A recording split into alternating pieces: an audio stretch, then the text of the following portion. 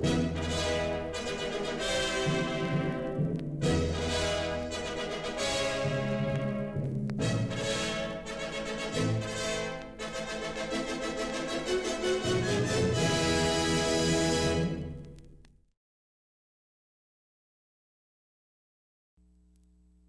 Leonard, I certainly wish you'd have worn your makeup for this interview. Well, I'm not working today, you see, so I carry my street outfit. Wait a minute, you're showing a little emotion there. I'm sorry about that. Now, Mr. Spock hasn't arrived yet. He'll get here soon. Now, tell us a little bit about the character of Mr. Spock. Somebody might have missed a couple of episodes.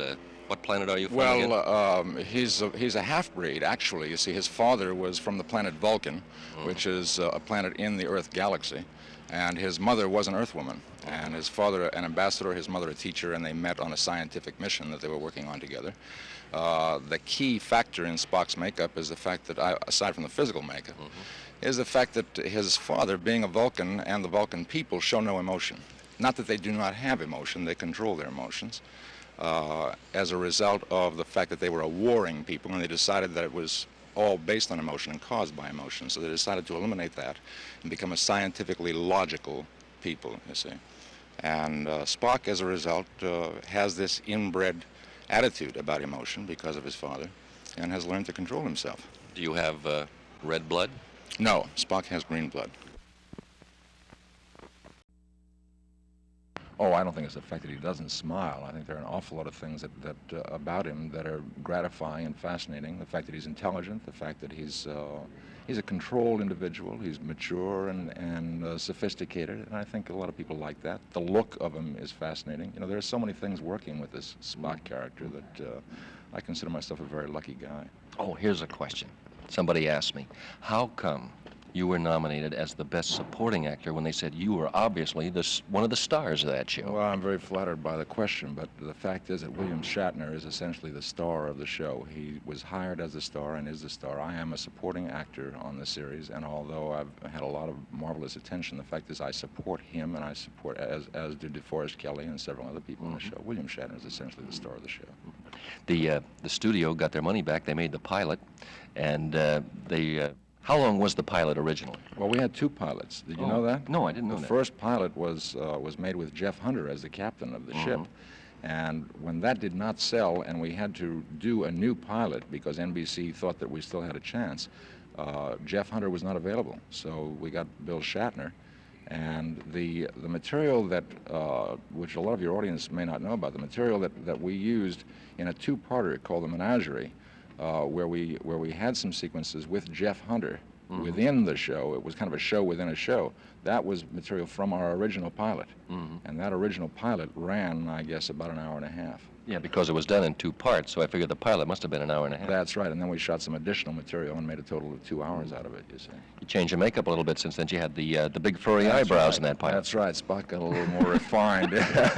We didn't change the ears, but just about everything else was changed. The wardrobe was changed, the haircut was changed somewhat, and the eyebrows were refined. Yeah. You noticed that? Yeah. I understand, Leonard, there's going to be some changes on Mission Impossible next season. For example, we aren't going to use the tape recording on every show? No, that's right. I think the tape recording will be used periodically or spasmodically, whichever the case may be. The apartment, the traditional apartment scene where the assignment is handed out for the mission, I think will be used less frequently. We have a new young lady on the show joining the IMF force, a girl named Leslie Ann Warren, who I'm sure a lot of people know. Cinderella. That's right. That's right. We finally put the golden slipper on her, and she's in the IMF. And my understanding, I haven't seen the scripts yet, to be frank with you, but my understanding is that we will become a lot more personally involved in the stories. There'll be a lot more dealing with our personal lives, dealing with the problems that we encounter ourselves personally, so there won't be quite the mechanical structure that Mission has had in the past. You fell in love last season, I believe. That's right. That's right. That was a beginning. That was a taste of what we might be headed for. I think we're in for an excellent new season. I too am very excited about the new time slot. We're going on an earlier hour on Saturday night at 7:30 in most cities. I think that'll be good because we'll be able to pick up a broader audience. The younger people who'd like to watch the show will be able to see it. Maybe I'll pick up some of the old Star Trek fans. Will, will Barney be able to use all his electronics now in his Oh, new- yeah. Oh, sure. He'll do all those things. Greg Morris is a wizard, you know. He's a genius. He can open a door with a toothpick. Hey, what's going on at Paramount Studios? I hear that the main lot is being turned into a cemetery. Actually, you work out of the old Desilu studio. We were on the old Desilu side, but we are now moving over this season onto the main motion picture, the feature side, which was always, that's where the big guys were that made the big movies, you know. But Paramount has been very successful in developing their television product, and they've got 6.5 hours of television time on this new season. So regardless of what... Well, what are they selling off down there? You keep hearing that Paramount's getting ready to fold, and you keep No, hearing that all the time. There was some possibility that the studio might be sold, but not of Paramount folding as a production company. There was a possibility they might have sold some of the lot and rented back some of the space on which to produce, so that they'd actually be getting out of the real estate business and more into the production business, you see. But as far as production is concerned, Paramount is one of the studios. Fortunately, that's in pretty good shape. Others aren't quite so good.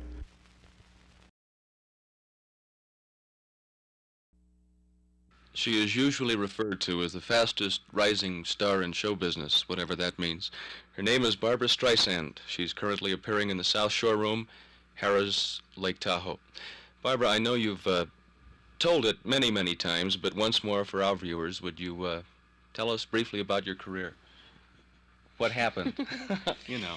Well, I was this actress, see, and I couldn't get any work in the theater. So I just learned 2 songs, and I entered a talent contest. And I won, and I started singing. You didn't have any major roles before you started singing. In other words, your role in I Can Get It For You Wholesale on Broadway was after. Mm-hmm. Are you primarily a singer or an actress or a comedian or all of them?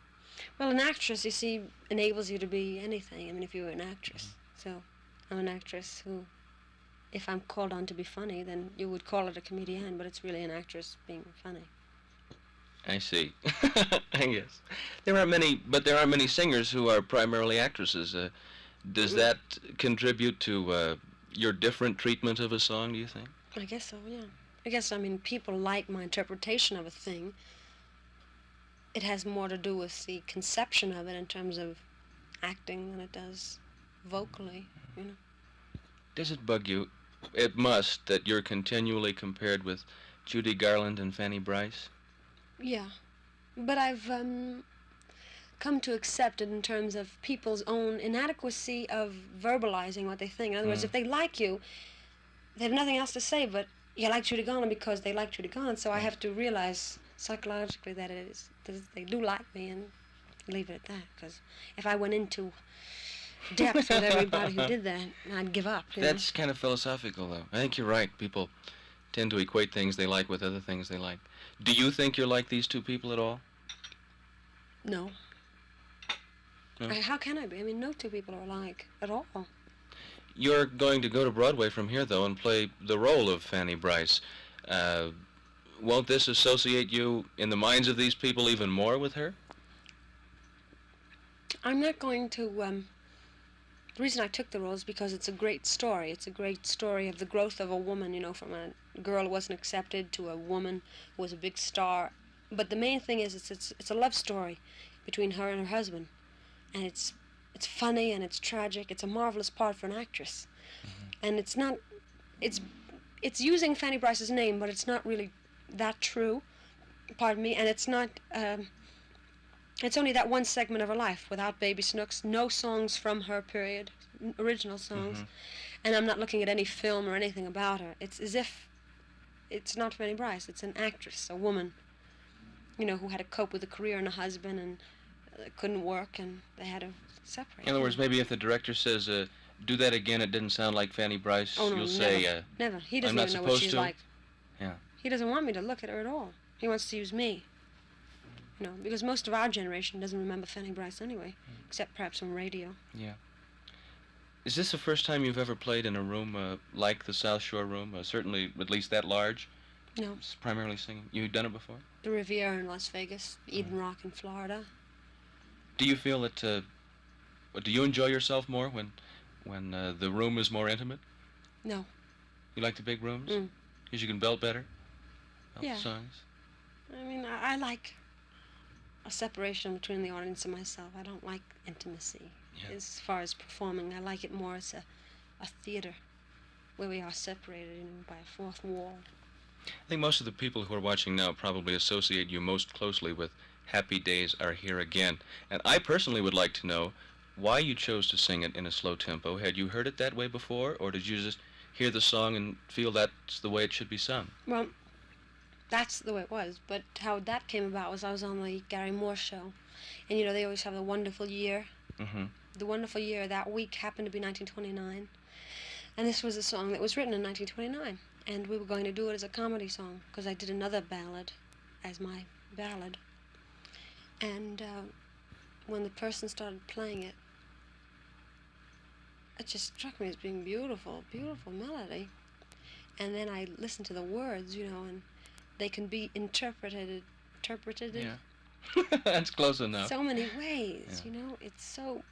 they're so basic and so simple that they leave themselves open to be made bitter or sarcastic, which how I sing it, and that's how I It sang just it. happened. Who's this strange fellow on the bicycle here? I think his name is Bruce Lee. Looks very familiar as Kato. Well, do you need any help? Yeah, a little gung fu going on around here. What is Kung Fu, Bruce? Well, Kung Fu is a Chinese form of combat. Mm-hmm. Arts like karate or jiu-jitsu derived from Kung Fu. Now, you're originally from San Francisco, right? Well, not really. Originally, I'm from Hong Kong. Oh, Yeah, well, that's 59 close. I came over. Halfway around the world. Yes. Uh-huh. But don't you have some karate schools or something in San Francisco? I'm In, not up on you, really. In Oakland, really. In Oakland? Yeah. Mm-hmm. And did you open up a school down here or what? Oh, no, not yet. Because, every day we're shooting and, it's pretty busy. Okay, what is the difference between Kung Fu and karate? Well, the main difference, I would say, in my school, is it's more offensive. Mm-hmm. It offends you more. In Is other words, this your first? More aggressive, wouldn't you say, Bruce? yeah, in other words, attack and defense are simultaneous.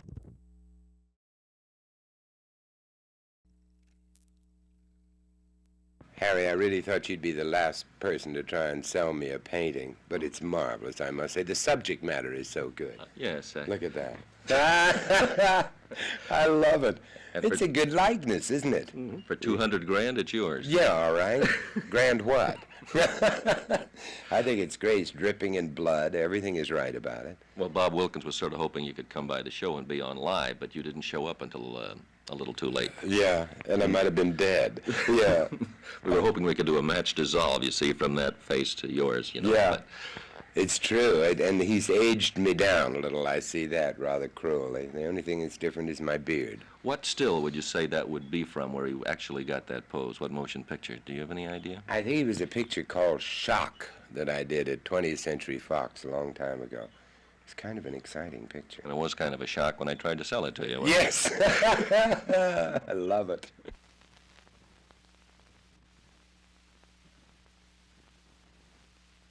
Yes, I think I've probably seen more Mona Lisas than anybody in America. More originals. Yes, more original Mona Lisa.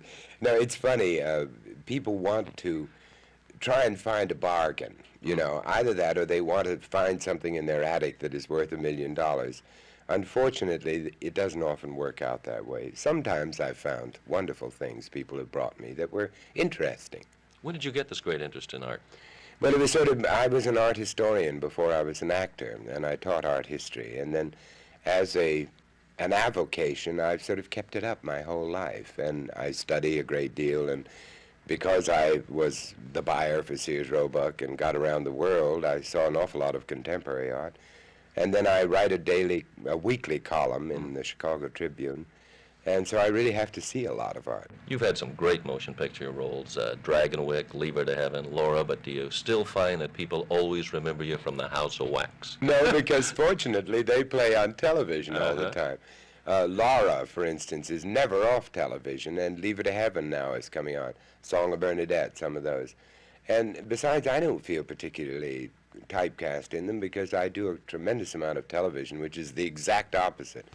I just did my 21st Red Skelton show, And let me tell you, that may be a horror in some ways because you have to work very hard to keep up with his genius. But I do an awful lot of farce. It might be an obscure film to some, but one of your really great motion picture roles, really funny, I thought, was in His Kind of Woman. And, Jane Russell. Jane Russell. It was a Howard Hughes production, Yeah. wasn't it even? Right. And it was very much a Howard Hughes production. An awful lot of people didn't realize how much Howard put into these pictures. But, for instance, the marvelous scene where I went down in the boat, you know, and everybody... Washington crossing the Delaware Yes, bit. yes. Right. But Howard wrote that and wrote the line, and he spent $100,000 to rig that stage so that that boat would go down. Mm-hmm. It was very much a part of his sort of genius, was this kind of thing. You were playing an Errol Flynn. Yes, I was, swashbuckler. for real. Right. Remember when he got a bullet hit him and he went like, he said, it's real blood. It's always been a capsule before. What are some of your other favorite parts? I shouldn't ask. That's a terrible question to ask No, an well, actor. another comedy part that I loved was the thing with Ronald Colman called Champagne for Caesar. Right, the quiz show. Yeah, the quiz show thing. But Yeah. that was an example of a picture that was ahead of its time. Mm-hmm. It after that, the quiz shows actually did begin to give away the Empire State, and you know, it was a very exciting picture to do. And now on television, it's become a big hit again. And Phil Coolidge. Mhm. That's marvelous. Well, what do you have coming up? What's the latest picture we can look forward to? Well, I did a film in Suffolk, in one of the eastern counties of England, and it's a terribly exciting film about witch hunting at the time of Cromwell, and I play the witch hunter general. Mm-hmm. And he's a cruel, implacable man. Beautiful photography and brilliant direction by a young fellow named Michael Reeves, and then this real terror of the witch hunts. And it's kind of an exciting... There's this marvelous photography and brilliant direction by a young fellow named Michael Reeves, and then against this background of this glorious countryside and these wonderful old towns, the terror of the witch hunting. It's kind of an exciting picture because it's this marvelous scenery and wonderful photography, brilliant direction by a 23-year-old Englishman named Michael Reeves, and then against the beauty of the landscape, the terror of the witch burnings. And it's really a very exciting film. You really enjoy doing this type of film, don't you? I get a little tired of it. You get a little tired of it? But you see, at the time, they have a sort of a comedy about... What happened to the mustache? We had the new look there on the men from Shiloh. Well, I finished the segments that I was doing. I did the Don Knotts show, and then I was over at a friend's house, and we were having a pretty good time, and I kept doing this and getting beer and stuff in it, and the next thing I knew, my friend shaved it off. Your friend Yes. shaved it off? Jim Franciscus shaved it off. Under force, or did you just submit? Well, we kind of, yeah. So, but it was kind of a controversial thing. Some people, they either liked it or they hated it. Did I read correctly in the trades that you're writing a book? Did you read those? The Camellia Bowl Committee is donating the proceeds this season to the Mercy Guild, and I believe it was a stuntman friend of yours, Chuck Courtney, who invited you here to Sacramento. Chuck is a little short to double me. He doubled Phyllis Diller, though. That's true. But he's quite a stuntman. He's and a lot of my friends are, and they're quite a bunch of guys.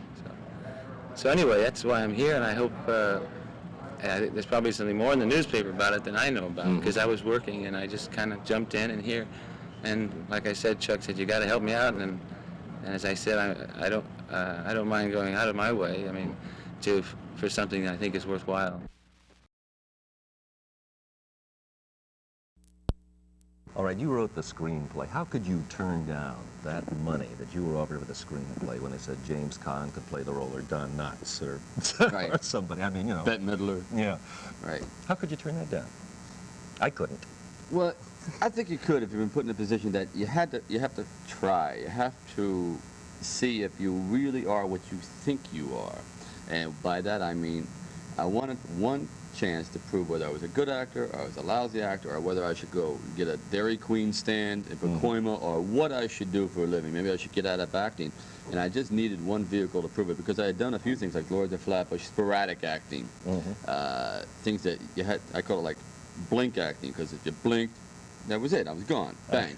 But I had to be up there just enough to say, Jesus, you stink, Stallone, or not bad. I had to call my own bluff. And luckily, all the pieces fell in, and the producers, the producers had a big heart, and they purchased the script, and John Avildsen was very, very flexible, and I had a dream cast, and I didn't do as much as I think people say I did. I just really...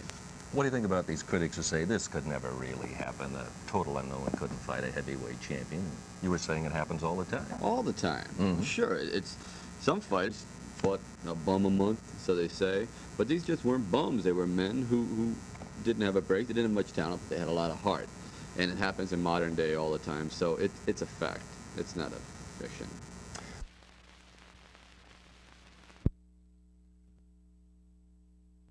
I started about 5 months into training, and the regime of abstaining from hanky-panky and eating a lot of meat and developing a Tyrannosaurus Rex type mentality, and going around and bumping into things and getting trying to reduce whatever intelligence I had to its simplest form, just think fighting. And to do that, I had to actually live it, running and sparring and taking the bruises, but I felt that came out in the film. I knew this was my one shot, and I wasn't about to cheat on it. I wasn't about to come in there and look like Tinkerbell for an hour and a half. I said, oh God, if I stink, at least let me stink with class, something. And geez, it was so great. And the other fighter really brought it all together.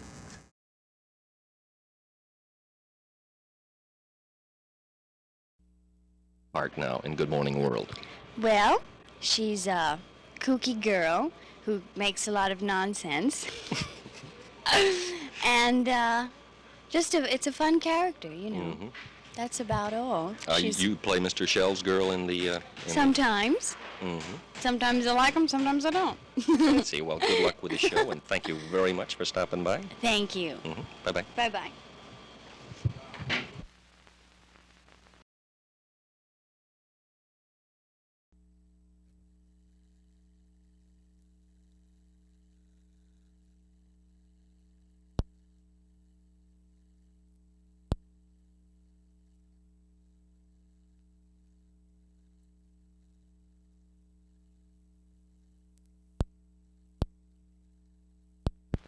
Well, it was certainly nice for you to drop in. Where'd you come from?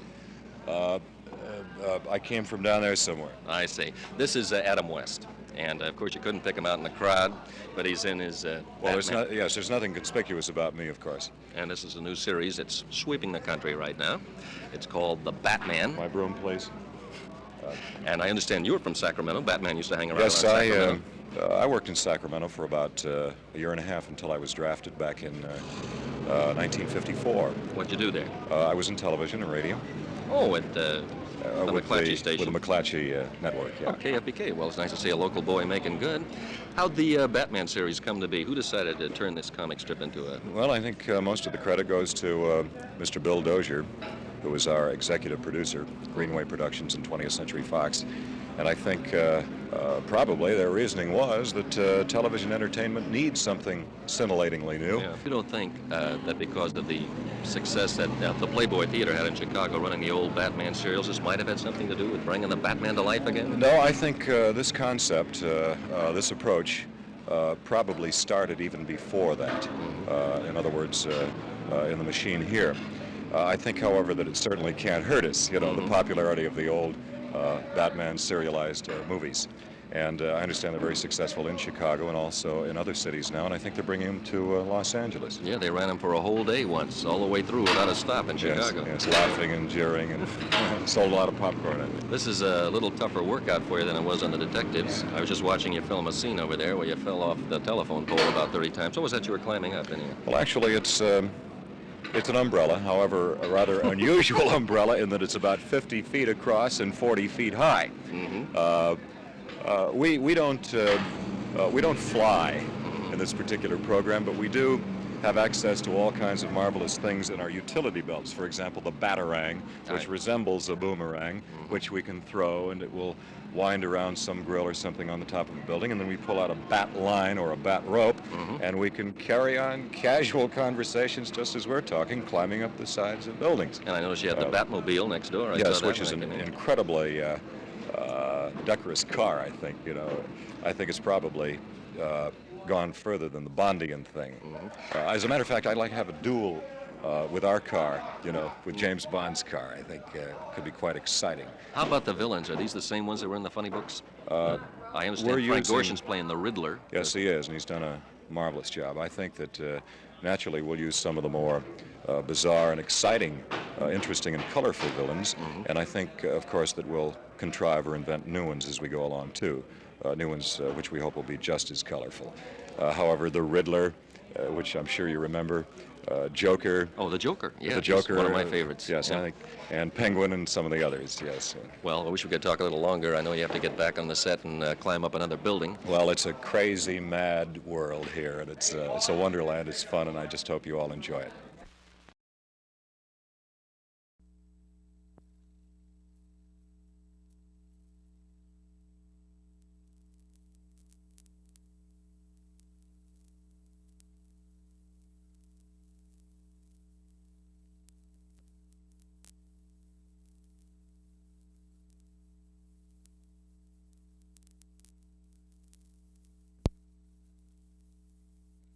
I've been interested in a long time. I've been out of the country.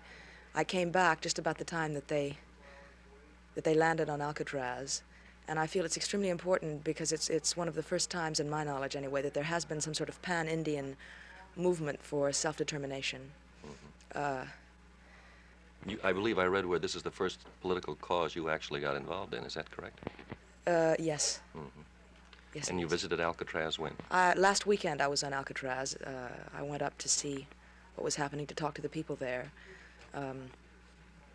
I believe what they're trying to do, and I have come here to try to lend my support to Mr. Unruh's resolution that the land go to the Indians. There's a treaty by which unused federal land reverts to the Indians, and Alcatraz certainly falls into this category.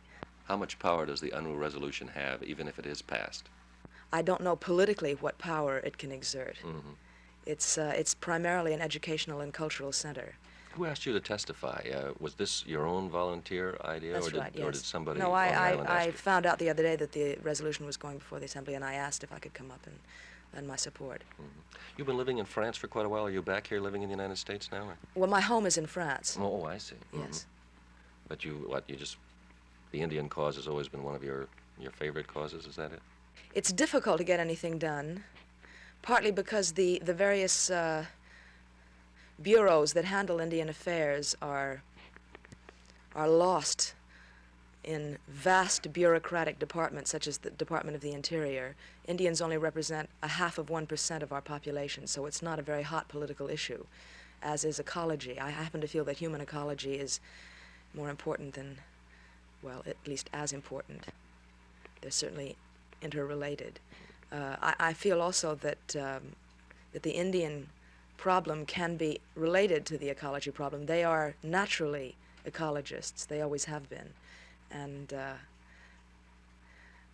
I think as much publicity as can be given to the Indian cause is important, because people just don't know the conditions under which they live. Did I read also that you're going to be making speaking engagements throughout the nation? No, I'm not going to. No, I'm going to be driving across the country for about a month and a half, among other things, to go to the reservations and see what's happening at the grassroots level. I'm not a speaker, quite obviously. I'm not particularly articulate. I simply want to find out as much as I can, so that when I go to Washington, I can know more what I'm talking about and perhaps exert more influence that way.